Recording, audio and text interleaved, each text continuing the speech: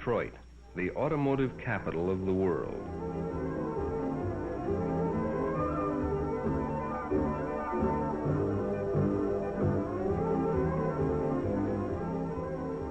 Half a mile of asphalt, a quarter mile to race on and a quarter mile to slow down in.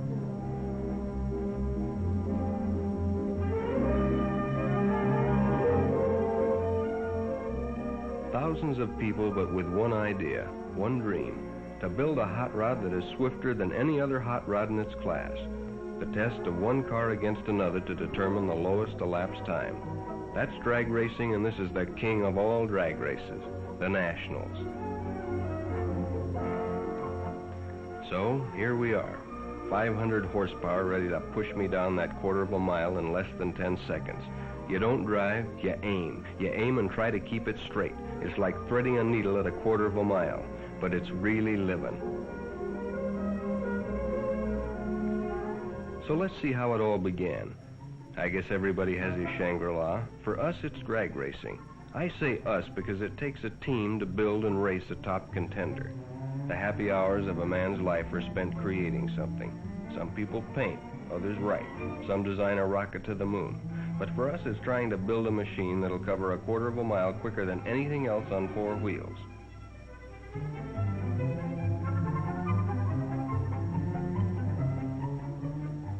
Lefty and Tom are high priests in our temple. Lefty works in electronics, and Tom's a mechanic.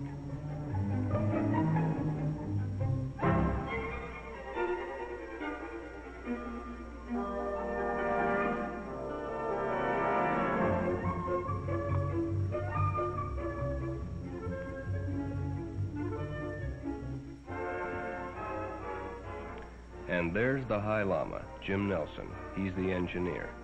In real life, he's manager of a speed shop in Oceanside. Tom and Jim are brothers. There I am with the jacket supervising the job. You gotta keep an eye on these boys or someday you'll mash down on the throttle and head right into outer space. Takes a lot of doing to make a record run. These cars are more highly bred than a racehorse.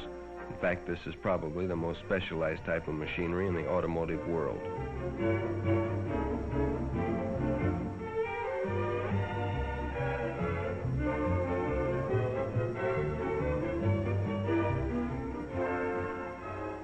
When we head out for a big race like the Nationals, we take along enough spare parts to rebuild the engine as many times as we have to. Reliability is almost as important as speed. It takes a combination of both to win. In fact, I've known it to happen where the fastest car isn't necessarily the winner.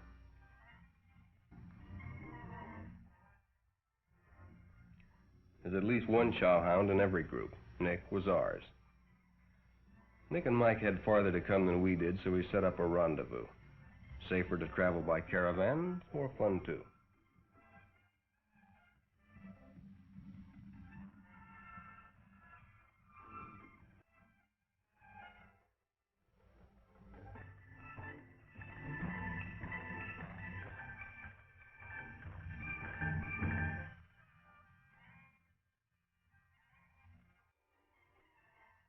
We hadn't been able to get together because of the hectic weeks of work that always precede a big meet. So there was lots to talk about. New ideas, things that worked and things that didn't work.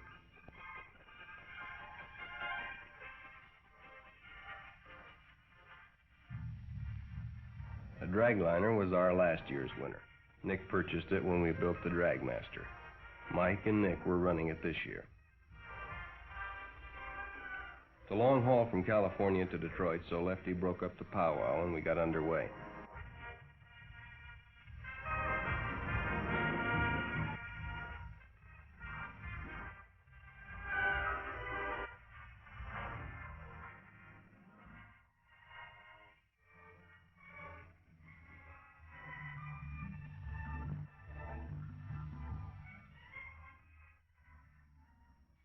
You hear a lot about the beauty of the Southwest, but unless you drive east, you never really get a good look at it.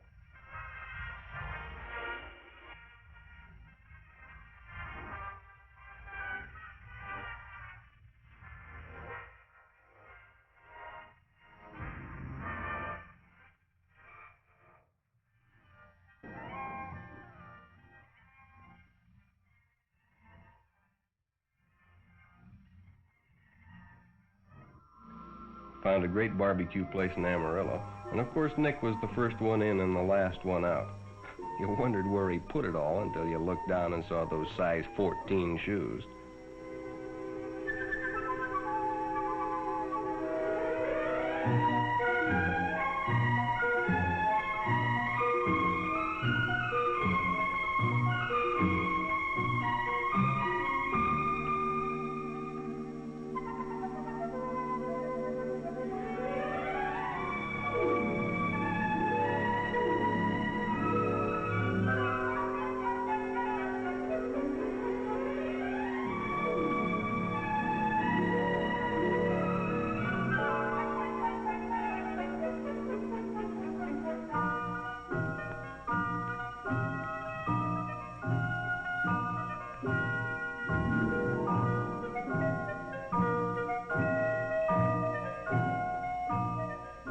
It's always good to see old friends again, and we joined the Parkers in Oklahoma to catch a meet before pushing on.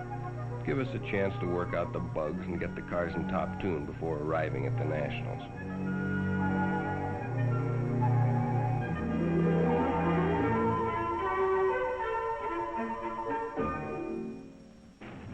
Oklahoma had a regional meet. That's a Texas job burning up the track. My competition got off to a swirly start, which put me in the next round. There's Jamie Parker and his C Gasser. And there goes his brother Phil in his A Gasser, affectionately called Grandma. And here comes Nick in the dragliner, a little on the late side. Lady Luck was riding on my shoulder all day. And there's the Allison against the twin Chevy. You can't see it for the smoke, but the Chevy won. And so did we. Jamie got first in his class, and we won a savings bond for top elimination. And could we use it?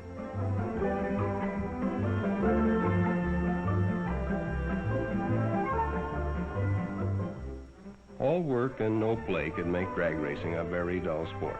So after a hot day at the track, it's always pool time.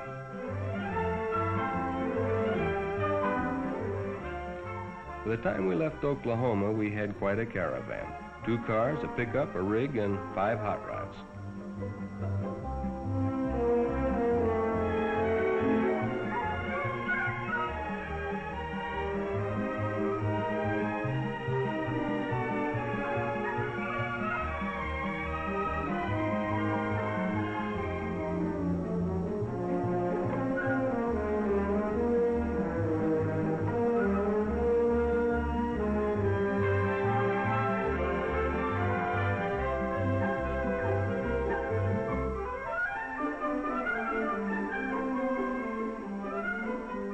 When we got to St. Louis and crossed the Mississippi, the weather began to look a little on the threatening side.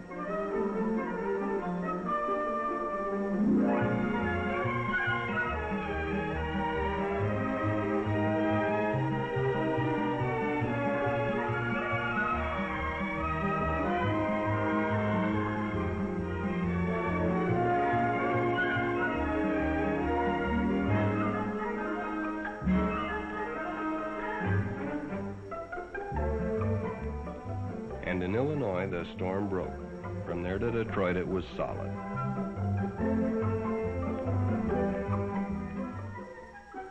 Following day, the sun came out and everybody took a deep breath.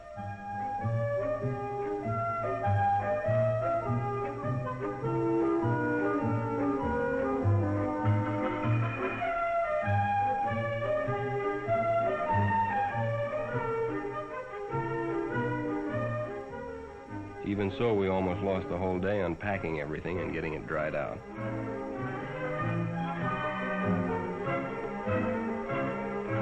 Then we had the car to clean up and get ready for technical inspection the next morning.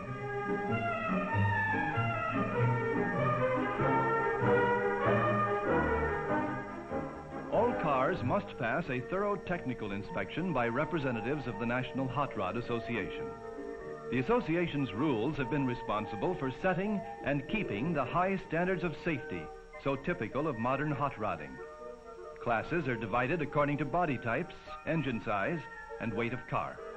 This affords a wide variety of creations for hot rod enthusiasts to develop.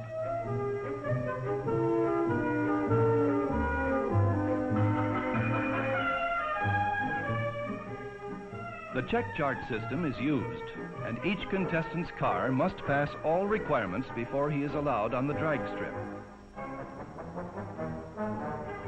This often creates some lively discussions. Weighing in is always a critical moment. Rules call for 30% front, 70% rear weight ratio. A few pounds light on the front end can disqualify a car, and a few pounds too few can throw it into a higher class.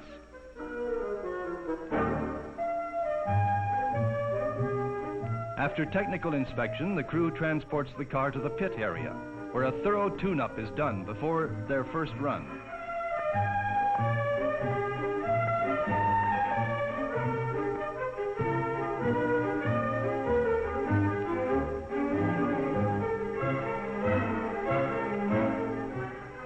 Barbara Livingston, a charming secretary of NHRA, is on hand to greet old friends and give newcomers a helping hand. Once satisfied, the crew wheels the car through the staging area, and an amateur photographer gets her chance before the car gets to the starting line.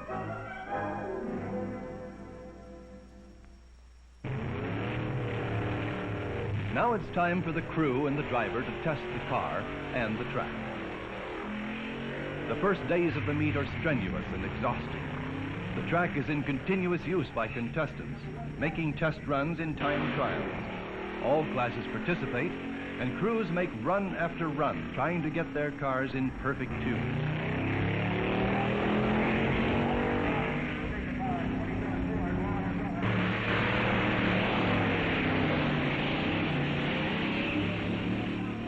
For the spectator, it's an exciting time too, because they have the opportunity to observe the many different classes in action and compare their elapsed times.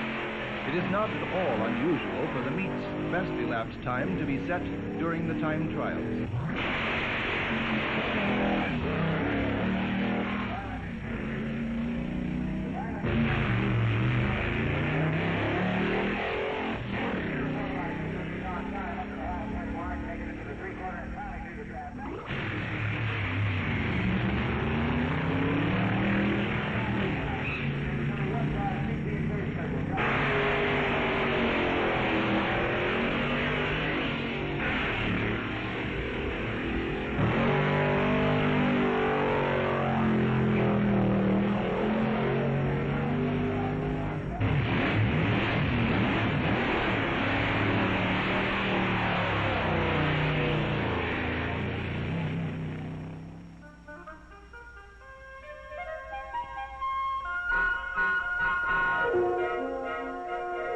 Parking lots and stands were filled to capacity as enthusiasts turned out in droves.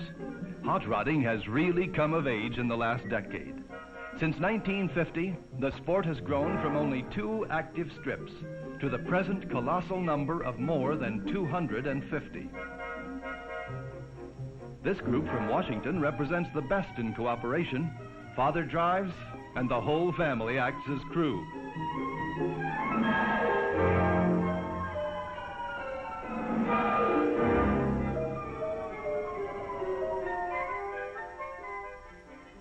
Whether it's an airplane engine or a V8, there's always work to be done.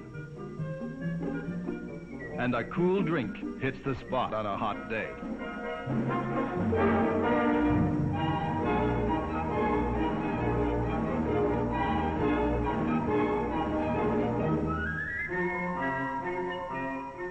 For us, the big day was here. We were ready for the flat-out run to see if we really had it or not.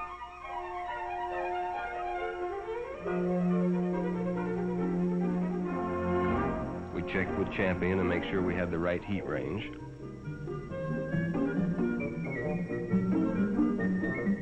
The Parkers were all at it too, making their last-minute adjustments.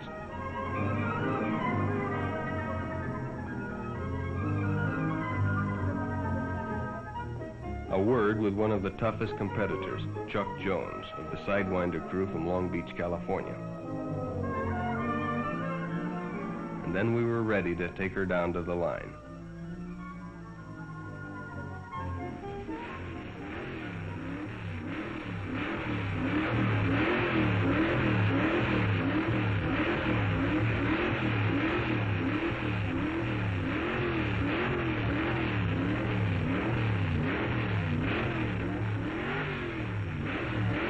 From Oceanside, California, it's the Martin Nelson machine, the Masters Dragmaster. They'll be running down for a record run.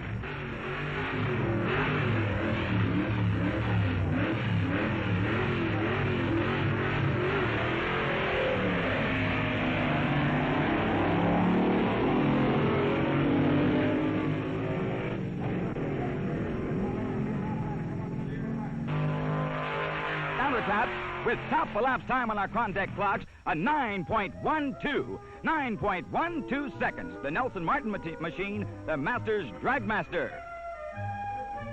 With the lowest ET of the meet so far and a possible record, they had to check the gas to make sure we weren't on rocket fuel.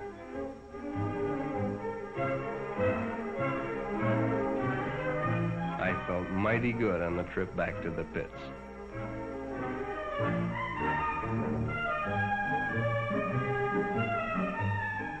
You never want to count your chickens, or however the saying goes, because the day of eliminations we heard those expensive noises when we fired her up.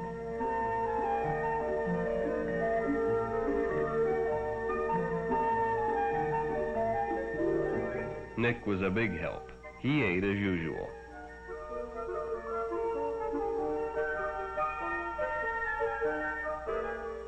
There was nothing to do but tear her all down and see what the trouble was.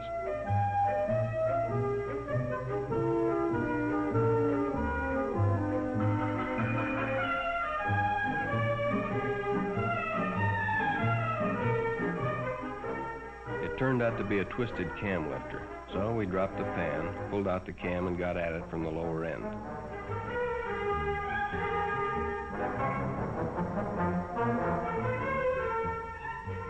Fortunately, the cam was okay. The eliminations were starting and time was working against us.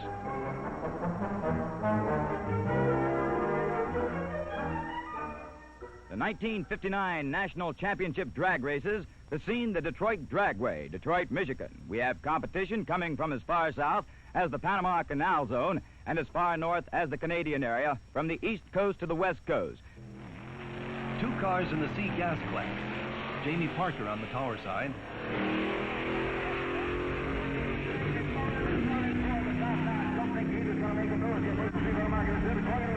It looked like everybody in Detroit was in the stands.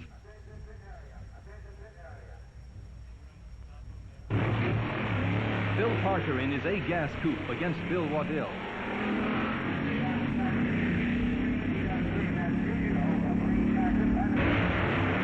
Two four-bangers with Ray Huckabee of Houston, Texas on the spectator side, taking an early lead. A Thunderbird and a Corvette in the sports car class.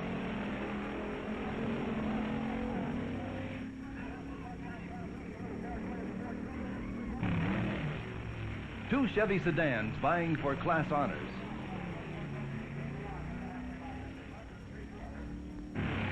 The original Hot Rods, 2 street roadsters.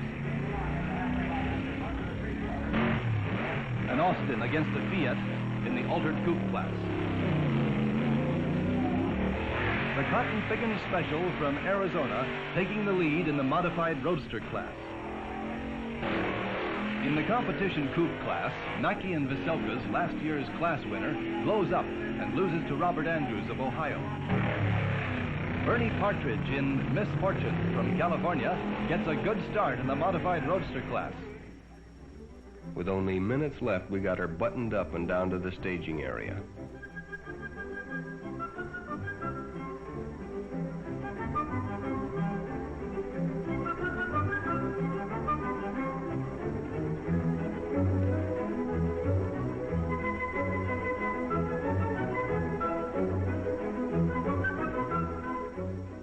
Jack Moss's twin Chevy taking a good lead over Arfon's Green Monster.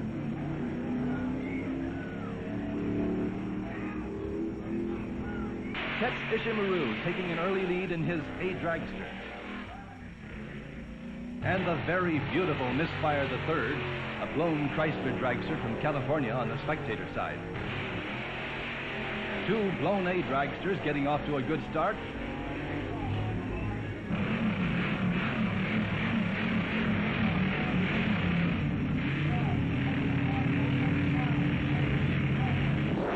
Two Texans, Jack Moss in his twin Chevy being taken by Rod Singer on the tower side.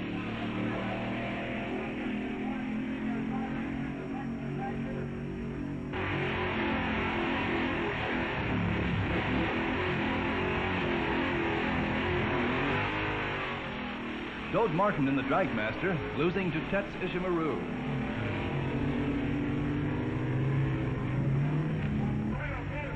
Dragmaster with a lower ET, but Tex getting off the line better. Well, that's drag racing.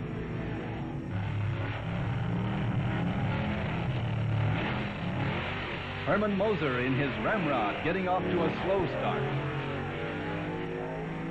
Two beautiful Alters, the red coupe from Texas dusting off the bronze entry from Ohio. Charles Johnson from Michigan, trailing John Klein from Massachusetts in the modified roadster class. The very fast Hollish Brothers competition coupe, with Jiggs Shamblin from Ohio taking a terrific lead. Rod Singer from Texas eliminates Bill Tibbles of Ohio and takes another step up the ladder. The crowd waits anxiously for the runoff of the Little Eliminator to get underway. And there goes George Montgomery of Dayton, Ohio.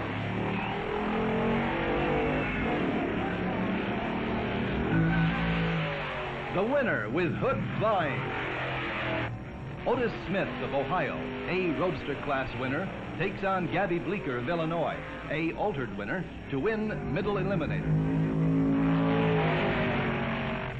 Wally Parks, president of NHRA, talking to Mr. Ed Cole, general manager of Chevrolet, and Robert Peterson, publisher of Hot Rod magazine, with Mr. Tex Colbert, president of Chrysler Corporation. The grand prize, the DA Lubricants Chevrolet El Camino. Rod Singer on the way up to the line to run against Jig Shamblin for Mr. Top Eliminator. Rick gets a shot for Hot Rod as the crowd watches. And they're off. Up to the halfway mark, they're neck and neck.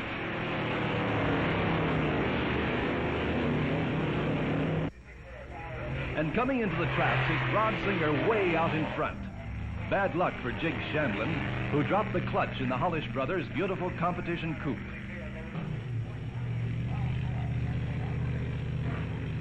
On the starting line, the Green Monster, 1945 Allison-powered dragster with much go. And there's the flag. It's Bill Smith getting on the big green sign. He approaches the quarter mark in the strip, going wild up to the halfway. He's on it and into the three-quarter. He's really coming on and into the traps with a top time, a top contact time of 170.45 miles per hour. 170.45 miles per hour with the top time of the meet. And then the awards.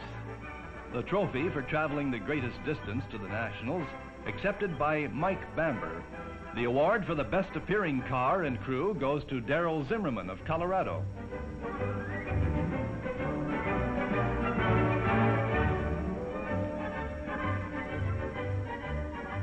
And the trophy for the best engineered car to Mr. and Mrs. Lindley's Misfire III from California.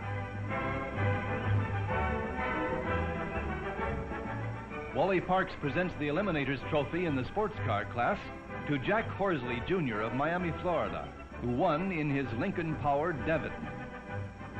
George Montgomery of Dayton, Ohio, receiving his trophy for winning as the Little Eliminator. To the beautiful Otis Automotive Special of Akron, Ohio, goes the trophy for Middle Eliminator.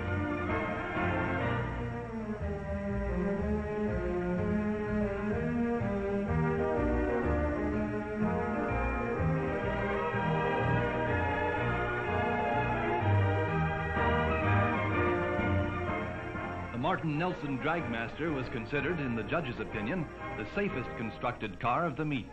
They also won the trophy for the lowest ET.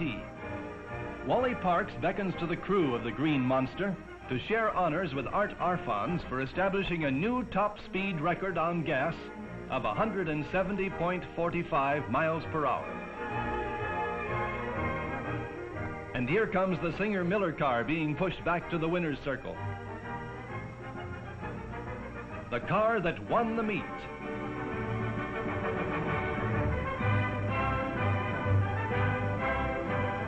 And Mr. Top Eliminator himself, Rod Singer of Houston, Texas. And to the winner, the beautiful champion spark plug trophy, the DA lubricant El Camino, and the kiss.